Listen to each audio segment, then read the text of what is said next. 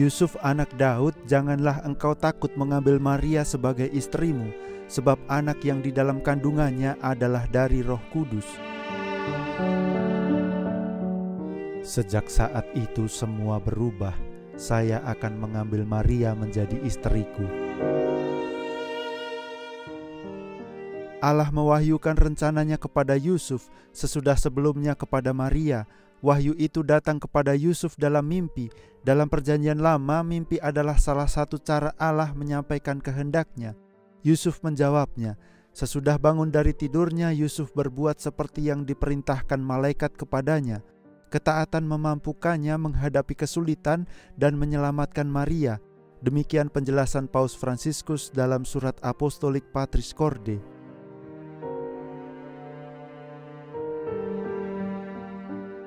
Santo Yusuf menjawab panggilan Tuhan dan melaksanakan tugasnya sebagai ayah Yesus di sini di Nazaret, wilayah Galilea, dekat dengan tempat Maria menerima kabar dari malaikat Tuhan. Kini adalah Basilika Kabar Sukacita. Kali ini kami akan menunjukkan rumah keluarga kudus dan tempat kerja Santo Yusuf, tempat di mana ia melakukan perintah malaikat. Benvenuti a Nazareth, benvenuti nella casa di San Giuseppe, in questa chiesa dedicata a San Giuseppe. Selamat datang di Nazaret, selamat datang di rumah Santo Yusuf. Dua penginjil, Matius dan Lukas, menceritakan pewartaan malaikat dan masa kecil Yesus. Lukas mengisahkan pewartaan kepada Maria. Basilika Kabar Sukacita adalah tempat terjadinya pewartaan kepada Maria yang kita baca dalam Injil Lukas. Matius menulis tentang pewartaan kepada Yusuf. Jadi bisa kita katakan Yusuf juga mengatakan fiat, kesanggupannya untuk menjadi bagian dari karya penebusan. Maka kita menyebut Yusuf sebagai penjaga sang penebus. Yusuf masuk dalam sejarah keselamatan dengan melakukan perintah malaikat. Ia menjawab dengan tindakannya. Saat ini kita juga perlu melakukan teladan Santo Yusuf. Matius menyebut Yusuf sebagai orang yang tulus hati. Ia berperan dalam sejarah keselamatan dengan caranya sendiri dalam menjawab kehendak Tuhan. Harus kita pahami bahwa pada zaman Yesus, pernikahan dilakukan dalam dua tahap. Pertama adalah tahap erusin, artinya kedua calon saling sepakat untuk masuk ke pernikahan, tapi mereka belum hidup bersama, semacam pertunangan. Setelah itu baru mereka masuk dalam tahap nisuin atau pernikahan. Pewartaan kepada Maria dan Yusuf terjadi ketika mereka ada pada tahap pertunangan. Ketika Yusuf tahu bahwa Maria mengandung, menurut Taurat Yusuf bisa meninggalkan atau menceraikannya secara diam-diam tanpa memberitahu alasannya. Kalau Yusuf memberitahu masyarakat bahwa Maria mengandung dan bukan anak Yusuf, Maria akan dilempari batu sampai mati. Maka Yusuf tidak ingin memberitahu alasan mengapa ia menceraikan Maria. Hukumnya terdapat di kitab Ulangan dan Amsal.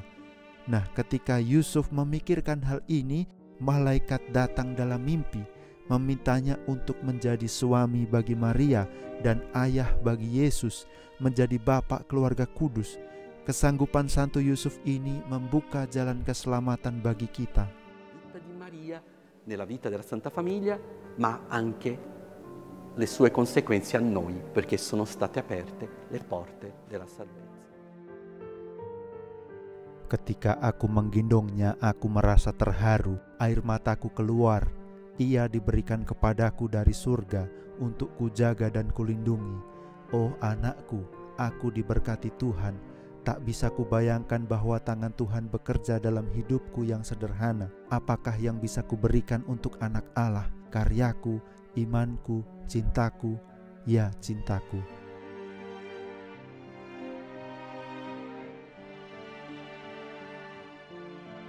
Dengan menerima rencana Tuhan, Yusuf bersama Maria menjadi saksi peristiwa sabda yang menjadi manusia. San Giuseppe cooperatore nel mistero dell'incarnazione e nel mistero della redenzione. Santo Yusuf ikut ambil bagian dalam misteri inkarnasi dan penebusan. Santo Paulus mengatakan bahwa kita ini rekan kerja Tuhan. Santo Yusuf bersama Maria adalah yang pertama melakukannya. Maka ia mempunyai hak untuk disebut sebagai ayah. ia punya garis keturunan ayah. Kenapa? Karena Allah mempercayakan Yusuf untuk menjadi ayah Yesus di dunia. Allah yang memberikannya. Dalam surat Patris Corde, Paus Fransiskus menegaskan bahwa Yesus merasakan kasih Allah dalam diri Yusuf. Yusuf mewakili kebapaan Allah bagi Yesus dan tentu bagi seluruh gereja semesta. Misteri inkarnasi terjadi karena kesanggupan Bunda Maria dan juga kerjasama dari Santo Yusuf. Yusuf mengambil tugas ini meski ada banyak tantangan. Perjalanan ke Bethlehem, pelarian ke Mesir, kembali ke Nazaret, dan kemudian bekerja untuk keluarga. Semua ini adalah bentuk kerjasama. Anak yang dipercayakan kepadanya akan menjadi besar dan wafat di kayu salib untuk kita semua. Santo Yusuf punya andil besar dalam perkembangan manusiawi Yesus dengan mengajarinya banyak hal. Yusuflah yang mengajar Yesus pergi ke sinagoga dan mengenalkan Yesus pengetahuan tentang kitab suci. Yusuf melakukannya dengan seluruh kemanusiaannya, hidupnya, keinginannya atas keselamatan. Kita harus ingat bahwa Yusuf juga orang Israel yang menantikan Mesias. Perché anche lui con tutta Israele attendevano il Messia. Kadang saya bertanya, bagaimana saya bisa berlambat? Tetapi sebagai manusia, saya ingin meyakinkan diri bahwa Tuhan menyatakan dirinya melalui anakku, keturunan Daud. Kami sudah menunggu lama pemenuhan janji kedatangan Sang Penyelamat. Hanya campur tangan Allah yang memampukan kita untuk bergerak, percaya kepada karya tangannya.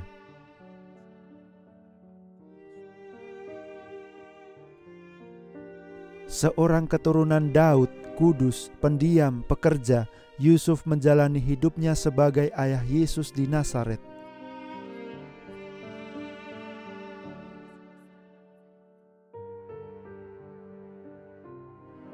Allora, noi siamo nella chiesa di San Giuseppe, siamo qui nella casa di San Giuseppe. Kita ada di gereja Santo Yusuf. Menurut tradisi kuno, ada sebuah tempat pembaptisan dari zaman Yahudi Kristen. Ada pula sisa gereja Bizantin dan Perang Salib, gereja yang sekarang dibangun pada tahun 1911. Ada kesaksian dari Uskup Arculfo yang berziarah ke sini pada tahun 780. Ia menyebut gereja pengasuhan. Kami para Fransiskan menjaga tempat ini, tempat Yesus mendapat pengasuhan. Dari tempat ini Yusuf berangkat bekerja dalam pembangunan kota Seforis. Tentu Yesus juga ikut bekerja dengannya. Karena itulah Santo Paus Paulus ke-6 menyebut tempat ini sebagai tempat kudus kerja, karena di sini Yesus bekerja. San Paolo VI chiamò questa chiesa di santuario del lavoro. Santo Yusuf bekerja sebagai tukang kayu untuk mendapat nafkah bagi keluarganya. Paus Fransiskus mengatakan, dari Yusuf, Yesus belajar tentang nilai, martabat, tentang arti makan roti dari hasil pekerjaannya sendiri. San Giuseppe lavoratore, come dicevo, San Paolo VI chiamò questo luogo di santuario del lavoro. Santo Yusuf sang pekerja. Santo Paus Paulus ke-6 menyebut tempat ini tempat kudus kerja dan sangat menyentuh untuk membayangkan bahwa Santo Yusuf pergi dari sini untuk bekerja di Seforis, membawa Yesus bersamanya. Kita dapat menemukan gambaran pendidikan Yusuf kepada Yesus. Di kota Seforis, orang Yahudi dan Romawi tinggal bersama. Kita dapat mengatakan bahwa Santo Yusuf sendiri terbuka dengan orang yang berbeda. Dia bekerja di rumah orang-orang yang bukan orang Yahudi. Pasti membutuhkan keterbukaan tertentu. Karena dia bekerja di rumah orang, dia tentu harus berbicara dengan mereka, dan mereka akan memberitahu Yusuf tentang keadaan mereka. Dalam diri Yesus kita menemukan gambaran sifat Yusuf, kepraktisan kata-kata Yesus, kejelasan yang ia gunakan untuk berbicara. Ia menggambarkan sifat seorang pengrajin. Inilah pentingnya untuk memulihkan citra Yusuf sebagai seorang pekerja. Kita harus ingat bahwa mereka pergi bekerja di Seforis sebagai tukang. Mereka bekerja sepanjang hari, dan dalam perumpamaan Yesus kita melihat gambaran dari pengalaman ini. Di masa-masa sulit ini, Santo Yusuf bekerja mengajarkan bahwa manusia harus tetap bekerja dengan sukacita. San Giuseppe, lavoratore, ci insegna che l'economia deve essere a servizio dell'uomo. Penginjil Lukas dengan hati-hati menunjukkan bahwa orang tua Yesus mematuhi semua ketentuan hukum, upacara penyunatan Yesus, penyucian Maria setelah melahirkan, persembahan anak sulung kepada Allah. Dalam perannya sebagai kepala keluarga, Yusuf mengajarkan Yesus untuk tunduk kepada orang tuanya, tunduk pada perintah Allah. Sepanjang kehidupan tersembunyi di Nazaret, di sekolah Santo Yusuf, Yesus sebagai manusia belajar untuk melakukan kehendak Bapanya. Kehendak seperti itu menjadi makanan sehari-harinya, kata Paus Fransiskus. Hari demi hari Yusuf melihat Yesus bertumbuh dalam hikmat dan besarnya dan makin dikasihi oleh Allah dan manusia. Seperti yang dilakukan Tuhan terhadap Israel, Yusuf mengajar Yesus untuk berjalan dan memegang tangannya. Noi ci domandiamo, ma noi troviamo riflessi, tracce umane dei genitori nei figli? Certamente i psicologi. Sifat orang tua tentu tercermin pada anak-anaknya. Psikolog antropologi menegaskan hal ini. Kita menemukan di dalam diri Yesus beberapa gambaran Yusuf, karena Yesus berbicara dengan jelas dan mengarahkan dirinya ke Yerusalem dengan keyakinan, seperti contoh ayahnya Yusuf yang berbicara sedikit dan mengambil tindakan. Yusuf berangkat ke Mesir, kembali ke Nazaret, bekerja. Semua dilakukan dengan penuh tekad dan keyakinan. Itulah sebabnya Yesus menjadi pribadi yang teguh. Dia ingin melayani tanpa melihat ke belakang. Dalam diri Yesus dari Nazaret, kita menemukan ciri-ciri seseorang yang memiliki ayah yang teguh, yang tahu apa yang harus dilakukan. Kita juga melihat dalam dirinya kepekaan terhadap wanita. Jika kita membaca Injil Matius, Yusuf ingin menceraikan Maria secara diam-diam. Dia yang akan bertanggung jawab atas keputusannya. Menolak secara diam-diam berarti orang-orang mungkin bahkan akan menyalahkan Yusuf. Yusuf menipu gadis ini, dia datang dari Bethlehem, kita tidak bisa mempercayai orang asing, dan seterusnya. Dia kemudian akan disalahkan. Kita melihat Yesus dengan kepekaan yang sama terhadap wanita yang lemah, anak-anak. Ini adalah sifat manusiawi yang kita temukan dalam diri Yesus. Dia mengasihi kita dengan hati manusia. Dari siapa dia belajar kelembutan ini? Dari Yusuf. Dia belajar untuk memperhatikan, tidak menghakimi wanita, menyambut orang, terutama yang paling rapuh. Ad essere attento, a non giudicare le donne, ad accogliere le persone, soprattutto i più fragili. Sebagai ayah Yesus dan suami perawan Maria, Yusuf orang yang sangat setia.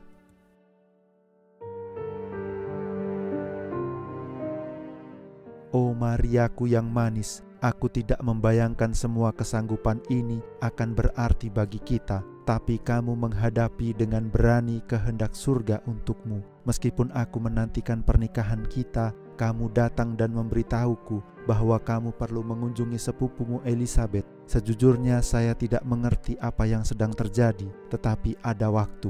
Bagaimanapun saya harus menyelesaikan pembangunan rumah untuk keluarga. Saya ingin memberikan kepadamu hasil karya tanganku sendiri sebagai hadiahku kepadamu. Jadi pergilah kepada Elizabeth dan aku tinggal di Nazaret menunggumu kembali. Paus Fransiskus mendedikasikan tahun ini kepada Santo Yusuf dengan surat apostolik Patris Corde. Tahun ini kita bisa belajar meneladani Yusuf, belajar darinya tentang ketaatan kepada firman Tuhan, dan di atas segalanya kedekatan dengan Yesus. Di masa-masa sulit ini kita belajar dari Santo Yusuf bagaimana menanggapi kesulitan dalam pelarian ke Mesir dan dalam kesulitan ekonomi pada masanya di bawah pendudukan Romawi di Israel. Yusuf menanggapi dengan harapan karena dia memegang harapan dunia di tangannya, Yesus dari Nazaret. Dalam situasi kita memiliki perawan Maria dan perantaraan Santo Yusuf. Di tahun yang didedikasikan untuknya, terlepas dari pandemi yang mengelilingi kita dapat belajar dari Yusuf untuk menanggapi dengan harapan. Dan dari Nazaret kami ingin agar suara harapan ini bergema dari rumahnya. Kita selalu berbicara tentang keheningan Santo Yusuf. Tahun ini kami ingin membuatnya berbicara, bahwa dia berbicara dalam diam, dalam kerjanya, dalam perbuatan, bukan dengan kata-kata. Dari dia kita ingin belajar dalam keluarga kita, dalam komunitas kita, bagaimana menghidupi sabda yang telah menjadi daging dan hidup di antara kita. Mari kita mencoba menghidupi kedekatan dengan Yesus dalam keluarga dan komunitas kita sendiri melalui perantaraan Maria dan Yusuf. Banyak yang Yesus pelajari dari Santo Yusuf di rumah Nazaret ini. Kita juga harus belajar dari Santo Yusuf, pelindung gereja. Di tahun yang didedikasikan untuknya oleh Paus Fransiskus, marilah kita memohon pengantaraan, pengajaran, dan perlindungannya. Salam penjaga penebus, suami Santa Perawan Maria, kepadamu Allah mempercayakan putra tunggalnya, dalam dirimu Maria menaruh kepercayaannya bersama Kristus yang menjadi manusia. Yusuf yang terberkati, tunjukkanlah dirimu sebagai ayah juga bagi kami, dan membimbing kami di jalan kehidupan. Mohonkanlah bagi kami rahmat, belas kasihan dan keberanian, dan lindungilah kami dari segala kejahatan. Amin.